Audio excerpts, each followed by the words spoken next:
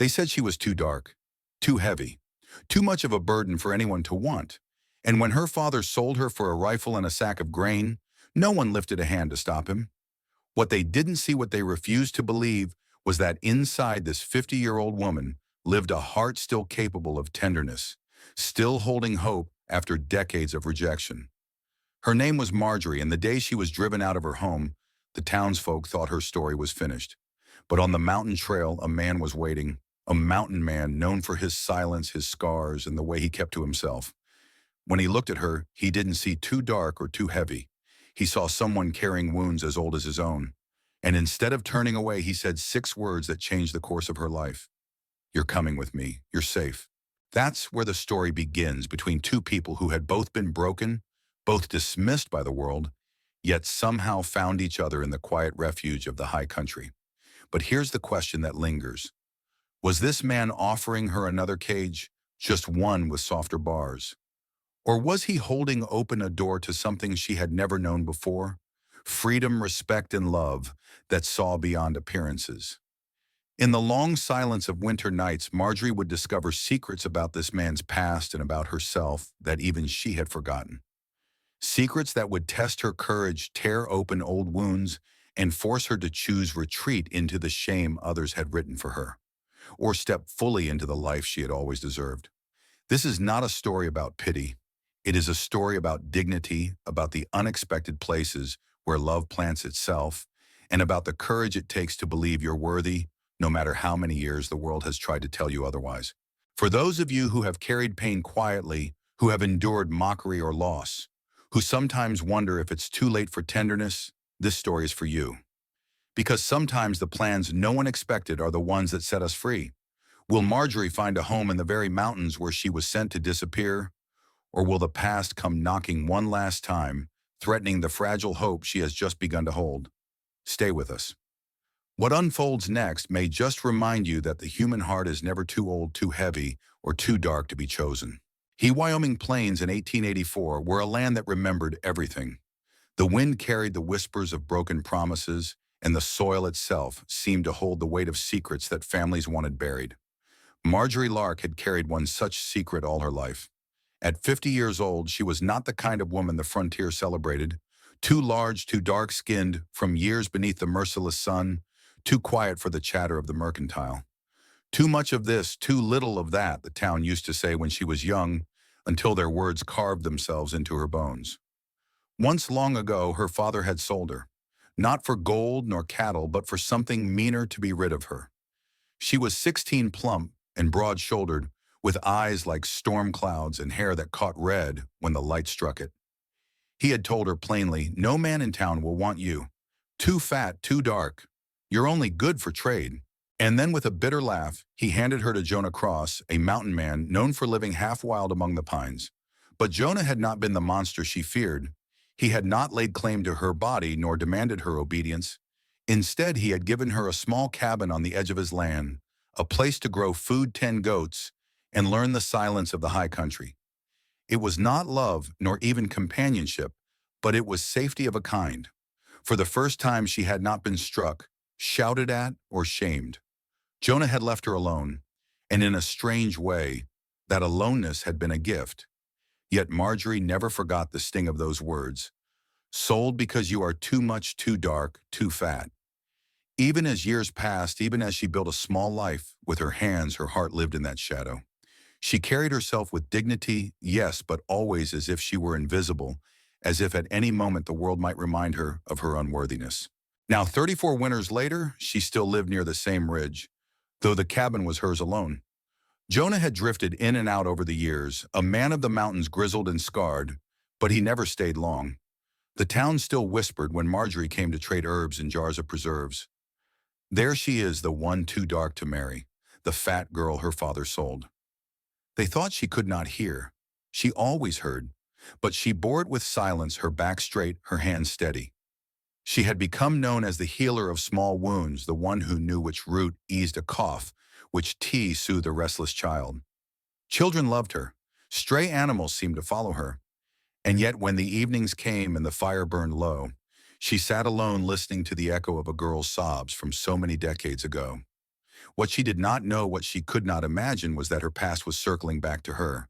Jonah Cross was returning older now, his breath marked with sickness, his steps slower, his eyes lined with regrets. And with his return would come truths she had never been told, truths that could change the story of her life. For a woman who had lived half a century believing herself unwanted, the question was simple but terrifying. What if she had been wrong all along? She had learned to live without being wanted, but fate was about to bring back a shadow from her past, one she thought she'd buried forever. The summer sun was sinking low behind the Wyoming hills when Marjorie heard the sound of hooves. It was a rare sound out here. Her cabin was far from the main road, and most neighbors knew better than to climb the ridge without cause. She was shelling beans on the porch, her hands moving slow and sure, when she looked up to see the figure of a man riding closer. The sight struck her like a stone to the chest. Jonah Cross. He was older, of course. Nearly 70 now, his beard white as frost and his shoulders bent from years of mountain winters. But his eyes, those gray, wolf-like eyes, were the same. They carried the same fierce solitude, the same untamed hunger for silence as they had when she was a girl forced into his care. Her first instinct was to retreat inside, to shut the door and let him pass.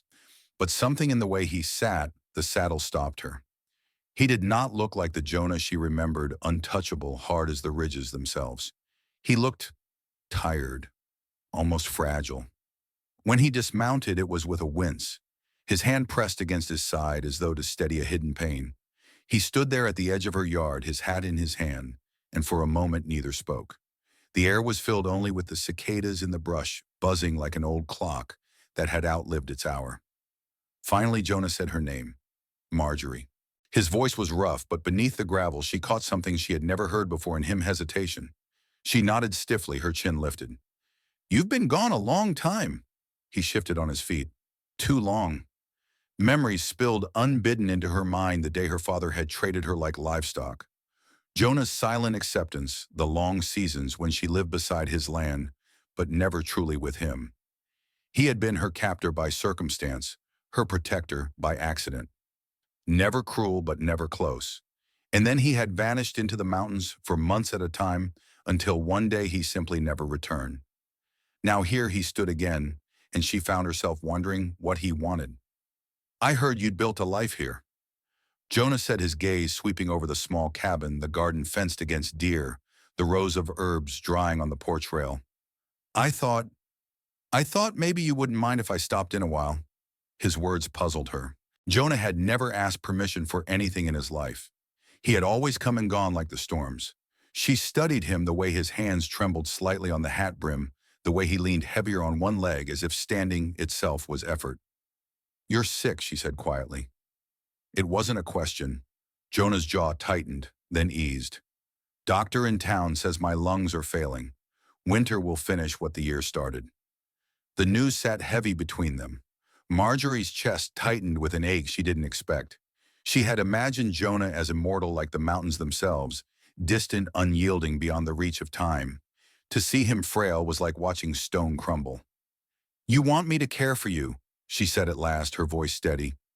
Jonah looked down, then up again, his eyes raw in a way that unsettled her. "I want more than that, Marjorie. I want to tell you what I should have said years ago." Her breath caught. She had lived decades convinced she had been nothing more than an unwanted burden traded away because she was too dark, too heavy, too shameful for her family to keep. What could Jonah possibly have to say now that would undo a lifetime of silence? She rose slowly, her hands braced on her knees. "Then speak plain, Jonah. For once in your life, speak plain." He opened his mouth, closed it, then nodded. "Tomorrow," he said. "Let me rest tonight. Tomorrow I'll tell you everything." And just like that, he carried his weary frame into her cabin, as though he had been expected all along. Marjorie sat back down, her beans forgotten. The cicadas droned on, but her thoughts whirled faster than any summer wind. What truth could he hold after all these years? And why now, at the edge of his life, did he choose to bring it to her door? She wrapped her shawl tighter around her shoulders, staring into the long shadows stretching across the yard. Her heart, long trained to silence, began to stir. He said tomorrow he would tell her everything. But could words spoken after 34 years of silence truly heal, What had been broken that night was restless. Marjorie lay awake in the small loft above her cabin's main room, staring at the low rafters while the fire burned itself down to coals. She could hear Jonah below his breathing, ragged, broken by coughing fits that rattled through the silence.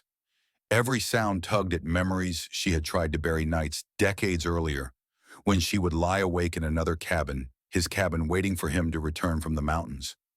He had always been a shadow more than a companion, a presence she never fully touched. Now that shadow had returned, aged, weakened, but still carrying the weight of unspoken truths. At dawn, she descended the creaking ladder.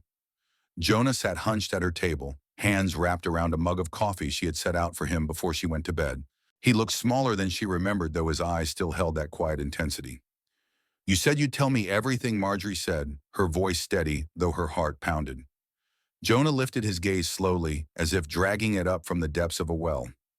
"I will, but you may not want to hear it. Try me." For a long while he said nothing. Then, with a breath that seemed to scrape against his chest, he began. "The past unspoken. Your father didn't sell you because you were unwanted," Jonah said at last. "Not by everyone. He sold you because he owed me. Gambling whiskey debts that would have shamed him if they came to light. He couldn't pay me back, so he offered you." Marjorie stiffened.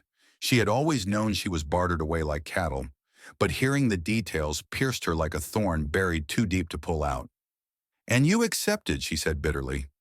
"Yes," Jonah admitted, his voice rough. "I accepted. But not because I wanted a wife. Not because I thought of you as property. I accepted because if I hadn't, someone else would have. Someone crueler. Someone who would have broken you in ways I couldn't bear to see." Her hands tightened on the back of a chair. "So you saved me by making me your prisoner?" Instead, Jonah's head bowed. "I thought giving you distance would be kinder than forcing closeness you hadn't chosen. I gave you food, a roof, but I didn't give you what you needed most, a voice. I was a coward, Marjorie. I told myself silence was mercy. But silence is just another kind of prison." Marjorie's chest ached with a mix of rage and sorrow. She had dreamed of hearing explanations, dreamed of being seen, but this truth, raw and late, did not mend anything. "Not yet. You left me alone," she whispered. "Year after year, you disappeared into the mountains. Do you know what that did to me? To be too dark, too heavy, too unwanted by my own father, and then invisible to the man who took me in." Her voice cracked, and she hated herself for it. Jonah's weathered hands trembled on the table. "I know, and I carry that shame every day. I went into those mountains because I didn't know how to be near you without breaking what little strength I had. I thought I wasn't worthy of you. And when the years stretched on, I thought perhaps it was better you believed me gone." The wound reopened. Marjorie turned from him, pacing the narrow room. Her body, fuller now with age, carried itself with a grace that had been hard-won. Yet inside the child she once was still trembled at the memory of being unloved, unwanted, traded like a burden. "Do you know what it was like?" she said, her voice low, almost trembling. "To wake every morning and wonder if today you'd come back. To hear the townsfolk whisper that you'd abandoned me because I was too much flesh. Too much shame, too much everything." Jonah rose, slowly gripping the edge of the table for balance. His breath wheezed in his chest. "I know what it's like to be haunted, Marjorie. To hear your voice in the wind, even when I tried to run from it. To see you in every dark-eyed doe, every wild rose, too stubborn to die in the frost. I thought I had buried myself in the mountains, but it was you I carried all along." Her throat tightened. His words struck something deep, but she fought it back. She would not let longing undo her. "You don't get to say these things now," she said, her voice shaking with restrained fury. "Not after 34 years of silence. Not after leaving me to wonder why I was never enough." Jonah's eyes glistened, though no tears fell. "You were always enough. I was the one who wasn't." The storm between them. The days that followed were tense, filled with half-spoken words and sharp silences. Marjorie tended to the garden, her hands rough with earth, while Jonah sat on the porch carving small figures from scraps of pine, as though whittling could absolve him. At night the air grew heavy with unspoken things. Marjorie would lie awake listening to his coughs, torn between anger at his intrusion and pity for his frailty. She wanted to push him out to reclaim her solitude, yet she also found herself boiling extra broth, setting an extra quilt near the hearth. One evening, as thunder rolled over the ridges, the conflict came to a head. Jonah had stumbled outside despite the rain, determined to chop wood. When Marjorie found him, he was on his knees in the mud, the axe fallen from his hand, his breath ragged. "Fool man," she muttered, hauling his arm over her shoulder to drag him inside. He was heavier than she remembered, his weight pressing her down, but she did not let go. Inside, she dropped him into the chair by the fire, her breath heaving. "You'll kill yourself trying to prove you're still strong." Jonah coughed, then managed a rasp of a laugh. "Maybe I just wanted you to see I could still give you something. Anything." Her anger flared. "What I needed, Jonah, was never your strength. It was your presence, and you never gave me that." The words echoed through the cabin like gunfire. Jonah bowed his head, shame rolling off him like smoke. "I know," he whispered, "and I can't undo it, but I can spend what little time I have left proving that you were never a burden. You were my treasure. I was just too blind to see it soon enough." The shattering point. Marjorie's heart twisted violently. She wanted to scream, to weep, to shove him back out into the storm and slam the door. But instead she stood still, her breath ragged. The firelight caught her face, lined with years of survival, of dignity, carved from pain.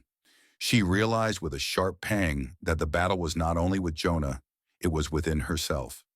Could she let go of decades of silence? Could she forgive a man who had once held her life in his hands and chosen absence over intimacy? Jonah looked at her, then his face gaunt, his body weakened, but his eyes fierce with something she had never seen in him before. Desperation not to be misunderstood. "If you send me away," he said quietly, "I'll go. But I needed you to know. Before the end comes, I needed you to hear the truth from me." Marjorie's lips trembled. The child inside her still longed for someone to fight for her, to choose her, not out of pity, but out of love. Yet the woman she had become knew the cost of opening old wounds. She turned away, tears sliding hot down her cheeks. "I don't know if I can forgive you." Behind her, Jonah's voice was barely more than a rasp. "I'll wait. Even if forgiveness never comes, I'll wait." That night, as the storm battered the cabin, Marjorie lay awake once more, torn between fury and a strange, aching tenderness. The truth had been spoken, but whether it would heal or break her further remained uncertain. He had finally spoken the words she had waited a lifetime to hear, but could decades of silence be undone by a confession whispered at the edge of death? The storm finally broke with the dawn. The rain eased, leaving the earth damp and shining, as though the land itself had been washed clean. Marjorie rose early, though she hadn't slept. Her eyes burned, her body felt heavy, but her heart strangely carried a flicker of lightness, as if something long hidden had cracked open. Jonah was still at the table where he had dozed off, his head slumped against his chest. She paused, watching him. His hair, once dark, was now streaked with silver and tangled from the storm's damp. His breathing was shallow yet steady. He looked more fragile than she had ever allowed herself to admit, and in that fragility she saw something unexpected, not weakness, but surrender. For 30 years he had been the strong, silent mountain man, untouchable, unbreakable, distant. Now at last the walls were down, and though part of her wanted to keep her heart shielded, another part, older, deeper, longed to step into that open space. The first gesture. She moved quietly, setting the kettle on the stove, slicing bread left from the day before. The small domestic axe steadied her. When Jonah stirred awake, blinking blearily, he found a plate in front of him and steam rising from a mug. "You didn't have to," he rasped. "I know," she said simply. Their eyes met. No more accusations, no more justifications. Just two weary souls standing in the aftermath of a storm that had nearly drowned them both. Working together, that afternoon, when the sun burned away the last of the clouds, Jonah insisted on helping in the garden. Marjorie tried to argue his cough was too harsh, his body too frail, but he only shook his head. "Let me be useful," he said, voice firm despite the rasp. So they worked side by side. She weeded while he mended a fence post that leaned dangerously toward the ground. His hands shook, but he managed stubborn, as always. At one point, when the hammer slipped, she caught his wrist. Their eyes met over the rough wood, and neither pulled away immediately. "You don't have to prove yourself to me," she murmured. "Maybe not," Jonah replied. "But I need to prove it to myself." The words settled between them like soft earth ready for planting. A shared memory. Later, as the sun lowered, they sat on the porch. Jonah's cough had quieted for a time, and the air was filled with the scent of pine after rain. For the first time in years, Marjorie felt no urgency to fill the silence. It was not heavy now, it was companionable. "Do you remember," Jonah said at last, "the first winter we shared?" Marjorie's breath caught. She remembered it all too well. The cold nights, the loneliness, the way he would vanish into the woods for days. But before she could reply, Jonah continued, "You left a loaf of bread at my door. Do you remember you baked it in the little cast iron oven?" Her brows furrowed. "You never said a word about it." "I know, but I ate it every night for a week, and I kept the last piece longer than I should have, just to hold on to something that came from you." Marjorie blinked, caught off guard by the memory through his eyes. For all those years she had believed she was invisible to him. Perhaps she had not been. "I thought you never noticed," she whispered. "I noticed everything," Jonah said softly. "I just didn't know how to let myself need it." Letting go of shame. The sun dipped lower, painting the sky in streaks of amber and rose. Marjorie folded her hands in her lap. "All my life I was told I was too much or not enough. Too dark, too heavy, too old, too plain. My father's words branded me. And when you stayed silent, I thought you agreed with him." Jonah's jaw tightened, a grief flickering across his face. "I never agreed, but my silence made it seem so. That's on me, Marjorie. I can't undo what I've done. But if you'll let me, I can spend whatever days I've got left undoing the lies you were told." Something loosened in her chest like a rope pulled too tight, finally uncoiling. "I don't know if I can forget," she admitted. "You don't have to," Jonah replied. "Just let me stand beside you now. That's all I ask." The smallest kindness. That evening when his coughing worsened, Marjorie heated water with herbs she had dried last summer. She poured it into a mug and pressed it into his hands. When his fingers brushed hers, they lingered just for a heartbeat. He drank, grimaced at the bitterness, but said thank you. It was the first time in decades she had heard gratitude in his voice. And though it was only a small thing, it was enough. For the first time, Marjorie allowed herself to believe that perhaps this story was not only one of abandonment, but also of return. The door opening. That night, Jonah did not sleep at the table. When she handed him a blanket, he looked at her with something searching in his eyes. "Where should I lie down?" he asked. She hesitated. The cabin had always been hers alone. His presence was still a disruption, a reminder of old wounds. And yet when she looked at him, fragile, repentant, and strangely hopeful, her heart softened. "You can stay by the hearth," she said at last. Jonah nodded. He stretched out near the fire, his body outlined by the flickering glow. Marjorie climbed the ladder to her loft, but she found herself watching him for a long time. For the first time in years, she did not feel entirely alone in the cabin. As the firelight flickered and the night wrapped itself around the cabin, Marjorie lay awake, her heart lighter than it had been in decades. Perhaps forgiveness would not come all at once, but something had shifted undeniably. A door that had been locked tight for 30 years was creaking open. For years she had survived behind walls built of silence and shame, but now with one small kindness, those walls had begun to crack. Could she risk stepping through into something new? Morning came quietly, as though the prairie itself had decided not to wake them too harshly. The rain-washed sky glowed pale gold, and the meadow grass glistened with dew. Marjorie stepped outside with her shawl around her shoulders, the chill air filling her lungs. For years she had faced dawns alone, yet this one felt different. Inside the cabin, she could hear Jonah's slow, uneven breathing by the hearth. He was still there. He hadn't left. It startled her how much that simple fact mattered. A fragile routine. In the days that followed, a rhythm emerged between them, delicate like the first shoots pushing through spring frost. Jonah chopped wood slower than before, but stubbornly steady. Marjorie cooked meals, no longer setting his portion aside like for a guest, but placing it directly in front of him, as though acknowledging his place at the table.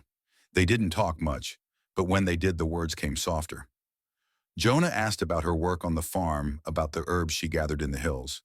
She told him about the goats she had raised, the way their bleating used to fill the valley with life. "Goats?" he asked, once faint smile tugging his lips. "Yes," she said. "They were stubborn and greedy, but they gave milk and warmth. They were mine. And when I lost them in the hard winter, I wept more for them than I thought possible. Jonah nodded, his eyes far away. I buried 3 horses in 1 year. Felt like losing family. For the first time, Marjorie realized he understood loss the same way she did, not as an event, but as a scar carried quietly every day. The weight of regret. One evening as the sun sank red behind the ridge, Jonah sat at the edge of the porch, staring at his hands. Marjorie, he said quietly, I spent years hiding in these mountains thinking I was free. But it wasn't freedom. It was punishment. She turned to him, startled. Punishment for what? For turning my back on what was given to me? On you? He swallowed his throat, working as though the words were hard to force out. I told myself I wasn't the marrying kind, that silence and stone were easier companions. But I see now I was just a coward, and it cost us both. Marjorie's chest tightened. She wanted to tell him not to speak, not to open wounds that might never heal.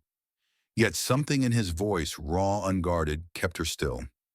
You cannot change the past, Jonah, she said finally. No, he admitted, but maybe I can honor it by what I do now. His words lingered long into the night, echoing like the low call of an owl across the valley. The whisper of tenderness. Days turned into weeks. Jonah's cough remained, but his spirit seemed lighter. One afternoon, he found Marjorie bending over the garden rows, her skirts brushing the soil. Without a word, he stepped beside her and knelt, pulling weeds with rough, scarred hands. You'll hurt your back, she chided gently. He smirked faintly. My back's already hurt. Might as well make it useful. She shook her head, but her lips curved. For the first time in decades, they laughed together quietly, like people relearning how. That evening, when she set supper on the table, Jonah surprised her. He waited until she sat down before he lifted his fork. It was a small gesture, but Marjorie felt the weight of it. All her life she had been told she should eat last, serve first, and vanish when no longer needed. Now for the first time she ate as someone seen, the shadow of time. Yet with hope came fear. At night when Jonah's coughing racked the cabin, Marjorie lay awake listening. She wondered how long this fragile peace would last. He was aging. She was aging. Time had already stolen so much from them, youth, children, years that could never be reclaimed. And still her heart betrayed her. It longed not only for his presence, but for his staying, for a future she was afraid to imagine. One dawn, after a particularly long night of coughing, she pressed a cool cloth to his forehead. He caught her wrist weakly, his eyes searching hers. You shouldn't waste yourself on an old fool, he murmured. Tears burned her throat, though none fell. Don't call yourself that, she whispered. You're here. That's enough. His eyes closed, but his hand didn't release hers. The turning point. As spring edged closer, the valley brightened. Wildflowers began to bloom along the hillsides, splashes of yellow and purple painting the meadows. One morning, Jonah brought her a small bunch of them, clumsy in his calloused hand. For you, he said simply. She stared speechless. In 30 years, no man had brought her a gift, not even him, when she was first bartered into his keeping. And now, after decades of silence here, he was, with a fistful of flowers, as though time itself had bent to let them start over. Thank you, she whispered, her voice trembling. When their eyes met, there was no laughter from the past, no cruelty from her father, no shame in her size or her skin. There was only Jonah, older, broken, repentant, and Marjorie still standing, still unbroken, still worthy of love. That night, as the fire burned low and the cabin filled with the steady rhythm of his breathing, Marjorie allowed herself a dangerous thought. Maybe it wasn't too late. Maybe life still had room for love that was quiet, tender, and deeply real. For years, she had buried every hope beneath duty and silence. But now, with each fragile kindness, hope was rising again. Could she trust it enough to let it stay? The storm arrives. It came without warning, a storm rolling down from the northern ridge, black clouds churning like restless cattle. The wind slammed against the cabin's shutters, rattling them so fiercely that Marjorie feared they would splinter. Jonah, stubborn as ever, had insisted on checking the barn before the storm hit. Can't leave the roof to leak on the feed, he'd said. By the time he returned, soaked to the bone, his cough had deepened, shaking his frame like a tree caught in winter wind.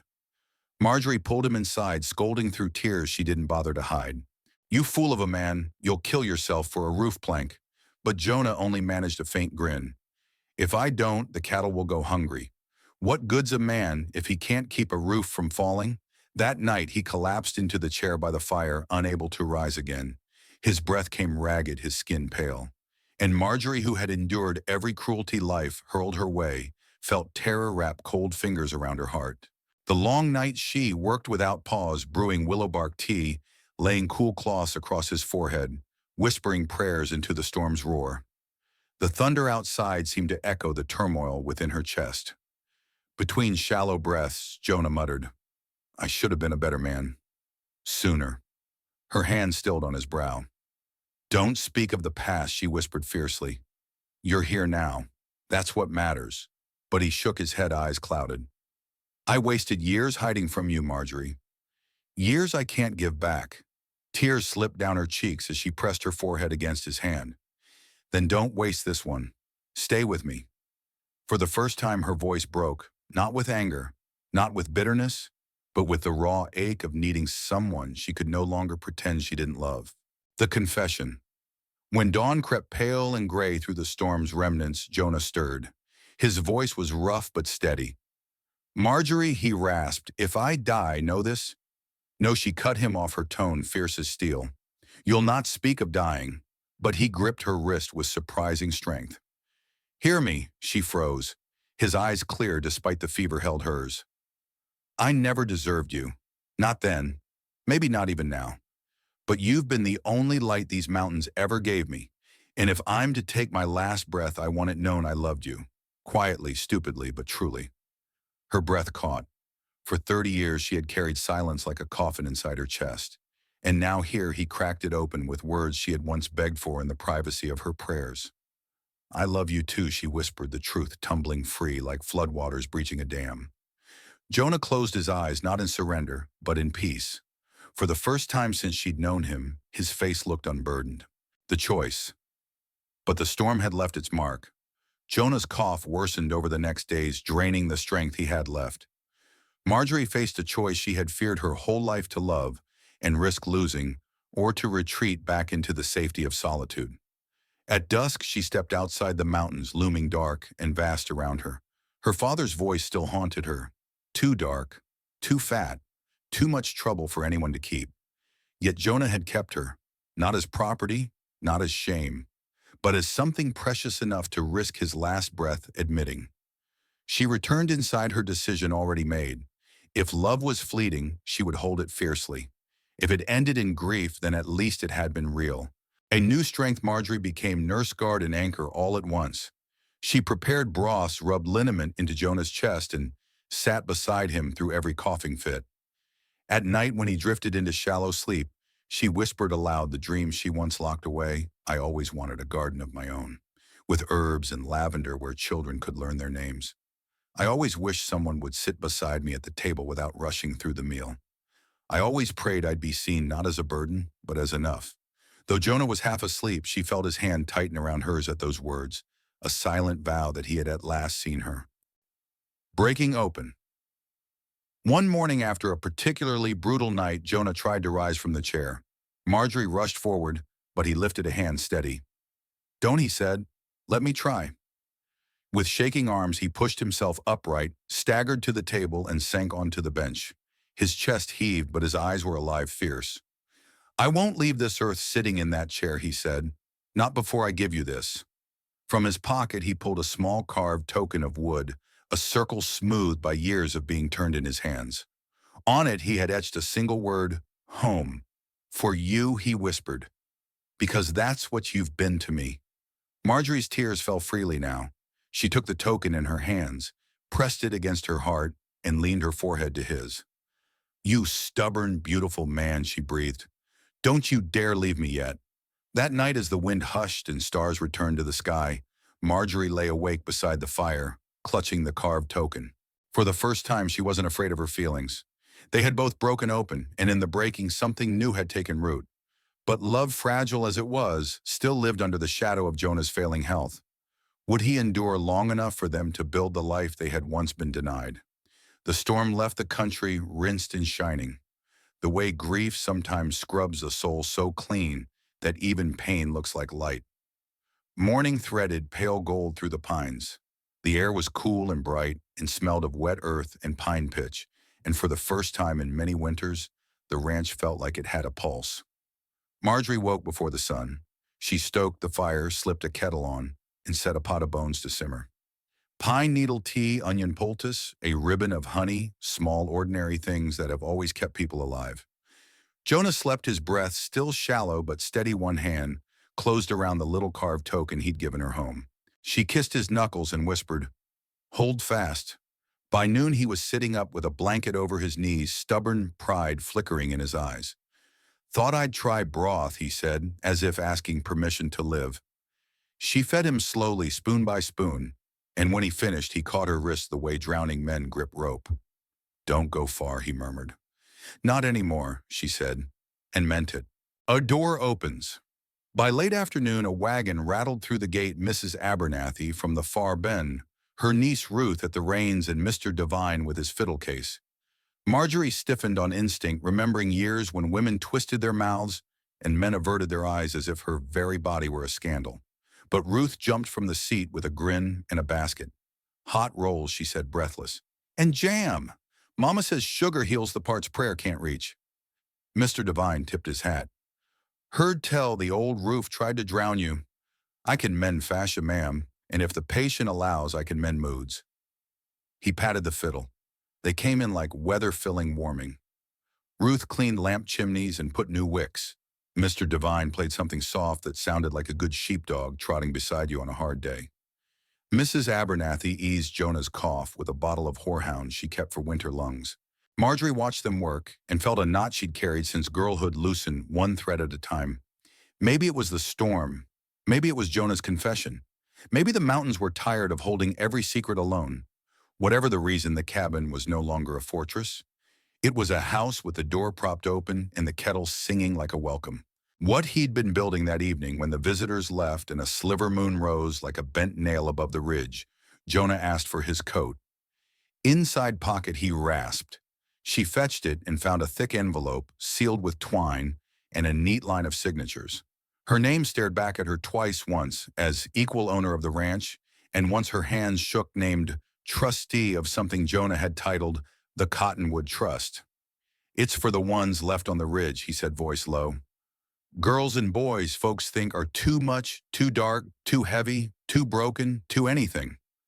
Land in their name seed to start schooling right here at the table. End of winter, we file it at the county." Her eyes flooded. She thought of her father's bargain flesh for a rifle, and then of this, a man setting his name under hers, setting money and acres to work like a row of strong horses pulling a different future into sight. "You planned this," she whispered. He coughed, winced, nodded. "Been whittling at it nights. Had to get strong enough to tell you. Had to make sure you'd have something, even if—" He stopped, then smiled, the soft, lopsided smile that always unhooked her breath. "But turns out I want to be around to see it." Marjorie pressed the papers to her chest and laughed through tears. "Stubborn," she said. "True," he said. "But so are you." A small ceremony under a big sky. 2 weeks later, after days of broth and poultice, after nights of holding fear like a hot coal and refusing to drop it, Jonah's cough loosened. He walked the length of the porch, then the yard, leaning on her arm like a man relearning a dance. He was thinner, slower, but alive, and something in him had unknotted. His pride felt less like a shield and more like a spine. On the first true warm day, they stood beneath the cottonwood, by the creek, the same tree that had listened to her weeping years ago when she'd sworn never to need anyone again. Ruth brought a jar of wildflowers. Mr. Devine tuned the fiddle. Mrs. Abernathy read a psalm in a voice that sounded like bread rising. Jonah took Marjorie's hands. No crowd, no preachers booming, just breath and sunlight and the honest rasp of wind through new leaves. "I choose you," he said, "as you are, as we are. If all we're promised is one more winter, I'll use it to stack firewood, make soup, and call it love. If 40 more, I'll take them slower." Marjorie said, "I choose you, not for what you carry, but for what you've set down." She glanced at the papers rolled tight in ribbon, "And for what you dared to build in secret when no one was looking. They exchanged rings carved from creek-worn iron nails, soft circles hammered from things that used to wound. When Mr. Devine played, it sounded like a meadow remembering rain. The first guests of the trust. They arrived 3 days after the vows, three young ones from the coach road sent up by the school marm who said their mother had gone where winters don't follow. Boots too big, eyes too old. Marjorie met them at the gate with a bowl of stew and their names on her tongue within the hour. "This is Lily," she told Jonah as the smallest tuck like a foal against her hip. "This is James, and this tall bean is Pearl. They'll stay." Jonah nodded. "They will." He walked the fence line with James, showing him how slats talk when they're about to break. He taught Pearl how to listen for weather in the quiet between birds. He let Lily sit in his chair with a blanket in a story while Marjorie braided her hair with lavender. The house stretched and somehow grew bigger. Beds found corners. Laughter learned the path from the table to the porch and back again. At night, Marjorie lit the lamp and taught letters on a slate balanced between soup bowls. Cat, hand, hope.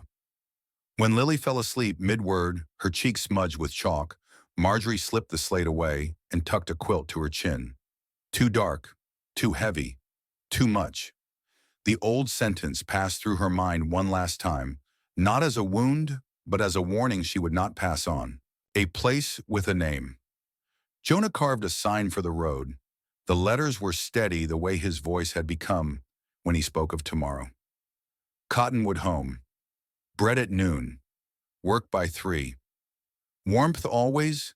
People laughed when they saw warmth, always not cruelly, just surprised that anyone would promise something you can't stack or store. Marjorie smiled each time. Warmth, she'd learned, was the one thing that multiplied the more you gave it away. By summer, neighbors left baskets on the steps, seed potatoes, shirts with elbows, still good a book or two for the table school. A widow from across the creek sent a note written in a careful hand. "Got nowhere to set mine down? Can you carry some of it with me?" Marjorie wrote back. "Yes. Supper at 6. Bring nothing but yourself." They ate on the porch as the sky bruised purple and the bats stitched darkness together with invisible thread. Jonah's cough was a companion, now not a tyrant. Some nights he dozed with Lily's head on his thigh, while Marjorie told a story in the gentle cadence she once reserved for her own heart. The letter she finally wrote. When the first frost silvered the troughs, Marjorie sat at the table with a scrap of good paper and the iron nail ring chinking softly against the inkpot.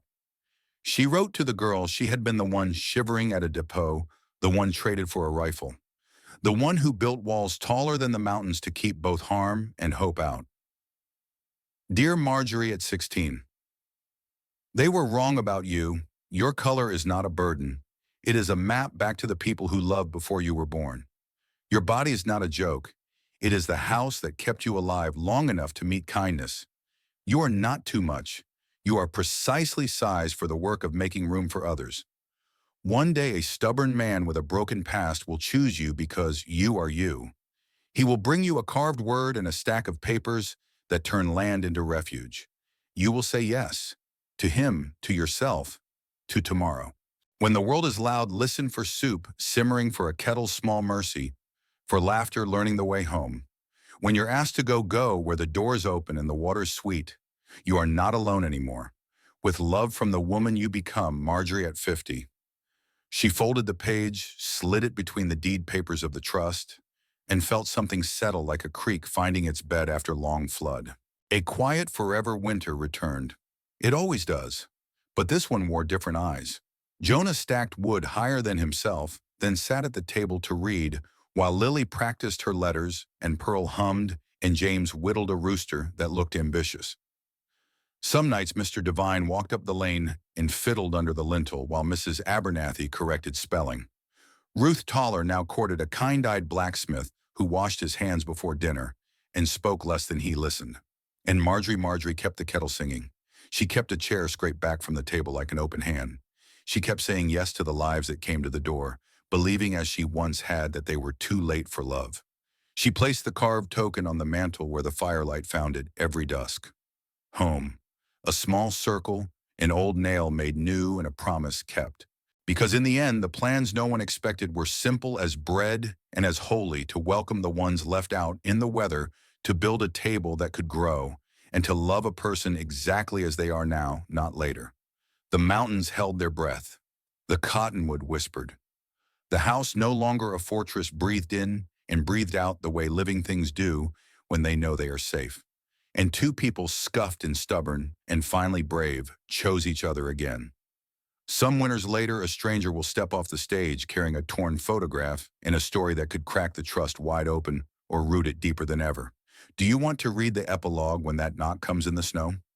In the end, what seemed like a cruel bargain became the beginning of something no one could have foreseen.